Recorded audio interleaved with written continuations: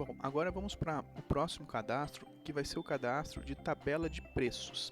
Então a gente já passou por alguns cadastros e esse é um dos cadastros que eu particularmente mais gosto porque traz um grande ganho para a empresa, no qual a gente pode trabalhar com preços diferenciados. O preço em si ele pode ser definido logicamente dentro do cadastro de produtos, né, informando diretamente o preço, como a gente já viu quando passamos pela tela de produtos. Porém, é possível também eu formular meu preço através da tabela de preço. Então é bem interessante para quem é uma distribuidora ou para quem realmente pratica preços diferenciados, né?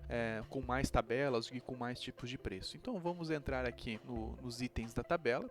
Ele me pergunta aqui referente à data, se eu desejo alterar para a data atual. Qual que é a importância dessa questão de data aqui, da referência de data? A data em si vai fazer correlação com a entrada de nota fiscal, ou melhor dizendo, com o último custo do produto. Então se porventura eu praticar uma data de referência antiga, ele consequentemente vai buscar um preço de custo antigo. Se eu praticar uma data de referência mais nova, ele vai buscar o último custo do produto.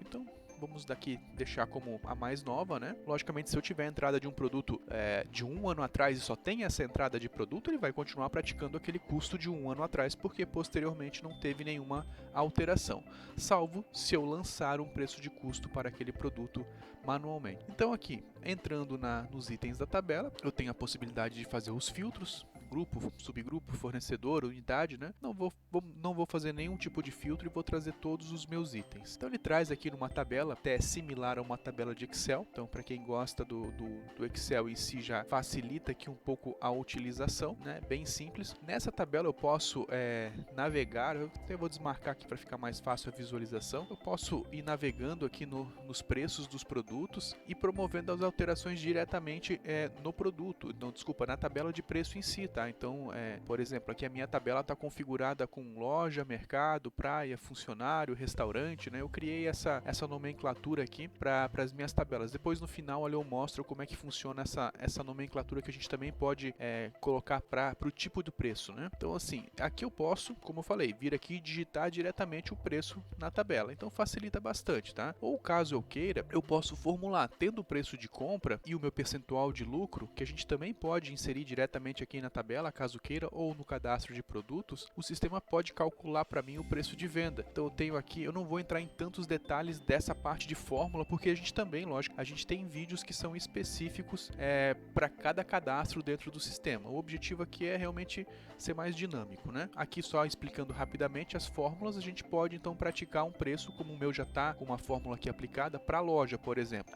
O meu preço de loja é igual ao meu preço de compra mais lucro mais um percentual, um fator aqui de 1,10, que no meu caso aqui significa 10%. Posso determinar quantas casas decimais eu quero, né? Vou marcar aqui todos os itens e vou calcular aqui, vou aplicar, né, a minha fórmula. Quando eu faço isso, o sistema aplica a fórmula e ó, observem que o primeiro produto já alterou para 1,65. Por quê?